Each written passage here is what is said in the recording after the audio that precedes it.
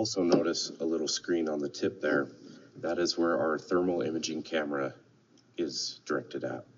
When you point that at whatever you're looking at, it'll appear on the screen, and I'll show you that later when we get the components going. Lastly, on the shoulder straps is the chest strap. Although it is optional to wear, I highly recommend it. It keeps the shoulder straps from falling off when you're working, say, pulling ceiling or working overhead. It just keeps those shoulder straps on your shoulders instead of sliding off. Moving to the front.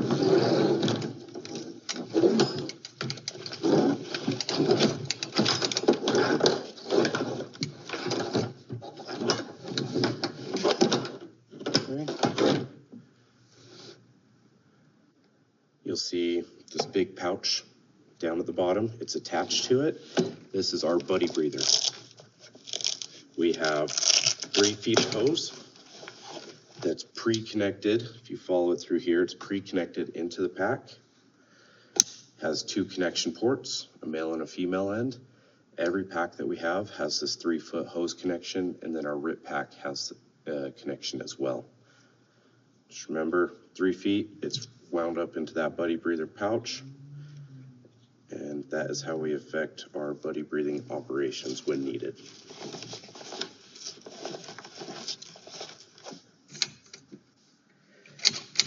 This part right here is our cylinder band. Just clasps down, locks into place when the bottle's in there. To release it, there's 2 black buttons on the side, and it just adjusts open. Down at the bottom, we have our only exposed high pressure hose, this short little section. This is coming directly from the bottle into our pack, where it gets reduced in pressure to a much more manageable pressure that we can breathe.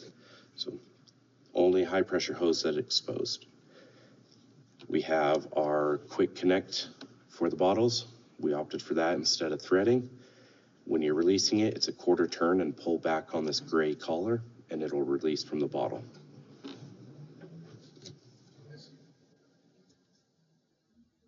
On this pack, there's this little notched area, and it's very important that when we get the bottle into the pack, the dovetail portion has to slide in there so the pack can stay all in one and the bottle doesn't move around when we're using it.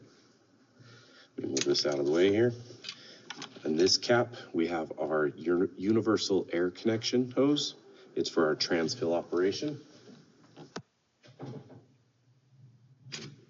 On this side, we have our low air alarm bell. When we get down to a certain point, this will automatically activate. It uses the air pressure in the bottle to alert it. No electronics needed there. This big black section of the pack is the motherboard, or the main computer. It's the power module, and it's where the battery connects in, and it's where everything that's electronic on the pack goes through just to make sure that it works. So if there's any damage to this, your pack most likely will fail and we'll have to swap you out.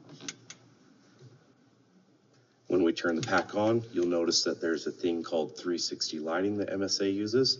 There will be lights here. There will be a white light down by your universal air connection.